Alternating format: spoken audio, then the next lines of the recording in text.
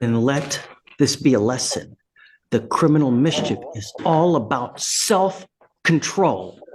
You get upset and you start wigging out without thought to consequence. How miserable has this experience been? Welcome to Theoscian Harmony, tension thick eyes, locked, every word about to ignite sparks. This isn't just a trial, it's a battle of truth versus perception. Watch closely. Every pause, glance, and objection tells a bigger story than the evidence itself. Only one person. So this is what we're going to do. Already, we see the first cracks, subtle but telling. The defense leans in, the prosecution's eyes sharpen. A game of chess begins, each side waiting for the other to make a fatal move. One misstep here could change the case entirely. You will be so sick of us, it'll be like a career for you just to have to come up here every single day. So we're going to get you to do it one way or the other. Now, what do you do for a living? I just got a job recently. Doing what? Excuse me, I'm working from home. And it was hard for me to get that job because of the case. And it's like the reason that it keep going on and on because no one ever contacted me about coming to court. So, Ms. Bowie, you have a theft record and now you have a criminal mischief. If you think it's hard to get a job now, if you were to get a conviction on this criminal mischief, I'm telling you. This is where the stakes hit home. The judge isn't just talking about the present, he's warning about the snowball effect of convictions. One record makes the next job harder, the next case tougher, and the opportunities fewer. It's like a credit score for your life. Once it drops, rebuilding takes years. And for someone who's already struggled with homelessness, this could be a permanent roadblock. Think about it. Should the system focus more on punishment or on helping people avoid the spiral altogether? Can't get it done? We're going to move on somehow or some way. It can't continue the way it is, especially since you're 8 months pregnant. Something has to give, and you got to get on it. The decision-making class, you could do that at home, online, in the middle of the night. There's no... This moment right here is pure judicial frustration. The class can be done online, even in the middle of the night, and costs as little as $20. The judge's point, if you're serious about resolving your case, you find a way. But for someone living paycheck to paycheck, even $20 can feel like a mountain when rent, bills, and baby expenses are stacking up. It's a classic clash between the legal system's just-do-it mindset and the messy reality of real life. Didn't you have the classes online that they can do? I think this is an online class that we're requesting, Judge. Yes, they're not free anymore, Judge. It used to be free, and now it's not free anymore. How much is it? How much is the class? DA's website is $50. That's what the DA. If she goes to like this American Integrity course, it's $20. Yes, I've sent her those links, Judge. She's Can you just swing $20? Here comes the human side of the struggle. The math just doesn't work. Rent, phone, car payments, and preparing for a newborn leave no breathing room. It's easy to say, find $20, but for some, that's gas money, groceries, or diapers. This is where the courtroom becomes a balancing act. Justice versus compassion. Which side do you think should weigh heavier? It's imperative that you get this done now. How are you going to be able to come up with the restitution? It's $125. I mean, it sounds like to me she's not. The DA floats a practical compromise. Forget the class for now. Pay the victim back. In legal terms, restitution takes priority because it directly addresses the harm done. It's a smart pivot, but also reveals the bigger picture. The court isn't just about punishing the accused, it's about making victims whole. That's a part of justice we don't talk about enough. How much money do you make a month? What exactly do you do? I just recently started working here. Doing what? Like 2 months now. I was homeless at first, and then the money with the checks that I did get recently, I got me an apartment, got me a car. Say it again. Great, that's great. Yeah, that's what I'm saying. Good. So it's like everything is falling into place for me, but it's like I still have this case, and it's like I don't have the money to like come with the $125. Then let this be a lesson. The criminal mischief is all about self-control. You get upset and you start wigging out without thought to consequence? How miserable has this experience been? Very miserable. Great. I hope so.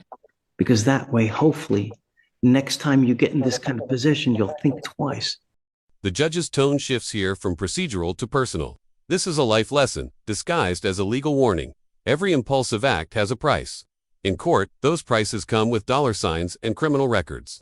Outside court, they come in lost opportunities and broken trust. And he's hoping this miserable process is enough to prevent a repeat performance. Do you think tough love works in situations like this? See. So this offer was accepted last month, which would be our last setting. Okay, so it's not been long. No, Your Honor. But if our complainant is concerned, wanting, restitution, but I understand if that's a financial thing, I can speak with defense counsel. We may be able to do, community service hours instead of restitution. She's 8 months pregnant, man. I discussed that with Xavier. I mean, he's been very willing to work with me, but the issue is, given her being pregnant, the community service. Mrs. Zarate, I don't know how at 8 months pregnant, unless you keep it open for another 6 months and then, but I don't know if Judge Draper is going to want to do that, being that the case is 2 years old as it is. I mean, also community service is something that can be completed online. They do have programs where that can be done. Oh, well. This is a rare nugget of courtroom creativity, community service you can do online. Reading to children from home. That's a game changer for someone 8 months pregnant. It's proof that justice can be flexible when it wants to be.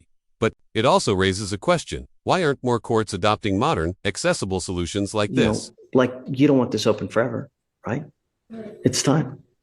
And Judge, just so the court knows, I've heavily advised her against taking any kind of time served or anything, which would obviously dispose of this because she's having trouble right now. She's certainly not going to be able to get a job with this conviction. So not only that, if you want state services ever, if you ever want to go to school, get financial aid. You ever want to get services from as far as like food stamps, Social Security, all these other social services with convictions, it's not going to happen. That's why the worst thing you could possibly do is just plead guilty and I'm going to move on. When you take a half-ass approach, you get a half-ass result. The defense hits the audience with a reality check. A conviction doesn't just affect jobs, it can slam the door on public benefits like financial aid, housing support, and food assistance. It's a ripple effect that can trap someone in poverty for years. This is where a single bad decision meets the full weight of systemic consequences. How much are you working? Are you working full-time? Full-time. So tell me how much you're making on an average paycheck. $1,010. Every paycheck, every 2 weeks? That's great. How much is rent? $1,600. So you got about $400 left to play with after rent. And then I have my car note that comes right after that on the 16th. How much is a car note? $500. So why are you living in that's an expensive apartment. Where are you living, dude? In Woodlands. No. Are you living in like a lap of luxury? $1,600 for an apartment is a lot of money is it a 1-bedroom, 2 or 3? It's a 2-bedroom. Who are you living with? The judge zeroes in on finances, and frankly, he's doing some real-world budgeting here. A $1,600 apartment and a $500 car note. Those numbers raise eyebrows, especially when you're pleading inability to pay $125 restitution. It's a reminder that in court, your spending habits can and will be used to measure credibility. $500 for your car. So you have around $500 for food and other necessities. Phone.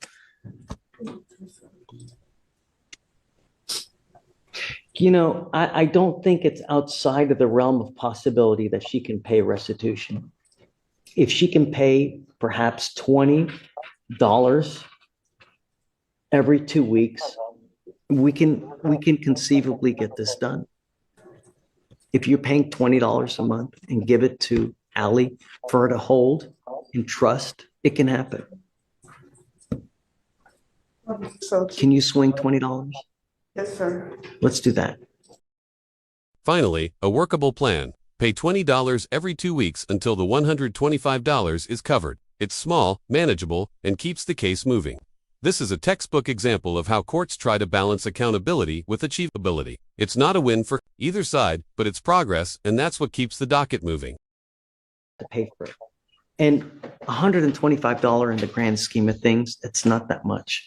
Most, we see thousands of dollars in criminal mischief cases. So I think that that's doable. So why don't we do this? Ally, can you take the money and hold it Sure. Yeah. I so mean, that because it doesn't get spent? do a money order but yes, I can. Because the DA's office is not going to take it piecemeal. No, I understand. Yeah, that's fine. The logistics here are surprisingly important. The DA's office won't take piecemeal payments, so the defense attorney will hold the money until it's enough for a single payment. It's all about creating a paper trail the court can trust. Small procedural details like this are the gears that keep the justice system running smoothly. $20 so that she can hold it towards restitution. Let's reset this thing every 2 weeks for you to give them $20 every time. And then after you got the 125, the case is over, done, and they'll dismiss it. Bet? Judge, I just wanted to ask, are you indicating that, well, I guess, what about the class? I don't know. You guys fight about that. Okay. I don't care. Okay. I don't. I mean, to me, the most important thing is the restitution to a complaining witness because it's just not fair otherwise, really. Whether you guys, it don't matter to me. You just fight about that. State about it, and I just want my client to know, don't go and pay for the class. Seems like she's miserable enough as it is. Okay, let's focus on the restitution, and I'll. Now the clock is officially ticking. Every 2 weeks, she shows up with $20 in hand until it's done. It's a structured, pressure-based system, and it works because it's visible. Each payment is a step toward closing the case, and the judge makes sure there's no room to disappear or delay. And you can literally almost get this done before you have the baby. Just be done with it once. We end almost where we began, back to the core lesson. Control your temper, control your future. This case started with a moment of impulsive anger, and it's taken 2 years to untangle the consequences. That's a heavy price for a few seconds of bad judgment. It's okay. Tell me, is this going to be okay with you? Are you sure? Yes. If you have any more issues, just come back and talk to us. Don't just take off. That's the worst thing that you can do. We can always try to work something out. Okay? Okay, man. We end almost where we began, back to the core lesson. Control your temper, control your future. This case started with a moment of impulsive anger, and it's taken 2 years to untangle the consequences. That's a heavy price for a few seconds of bad judgment.